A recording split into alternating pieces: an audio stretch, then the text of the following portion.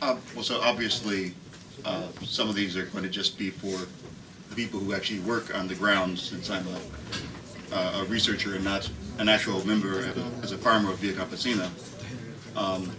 But in regards to the first comment, I just wanted to say that I agree. Actually, I wanted to mention it before in terms of urbanization. I think several ecologists are starting to agree with I and my colleagues that in terms of sustainability, there isn't an alternative to re-ruralization, to more people going back to the farms. It doesn't have to be some kind of loss of connection or community. We have to rebuild rural communities in a new way and make them sustainable and full communities,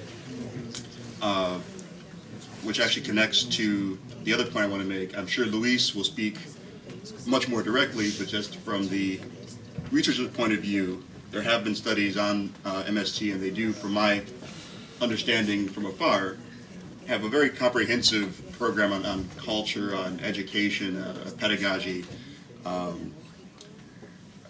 And some recent surveys have shown that people who have gone to MST settlements, on average, report a higher quality of life, report being happier with the community they built.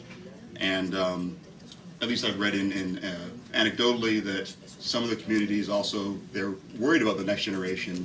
They have had some children leave to go to the city and make their way. And at least in some cases, what I've heard is that they sort of said, well, if we let them go, sort of like the saying, if you love something, let it go, and it was meant to be, it'll come back to you.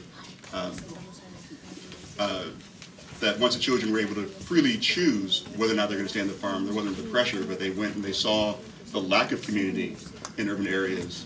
There has been an increasing return. But this, of course, is all from the bird's eye view, so I don't want to, anything Luis says, of course, would be from the actual perspective, not from my sitting in the ivory tower, as it were.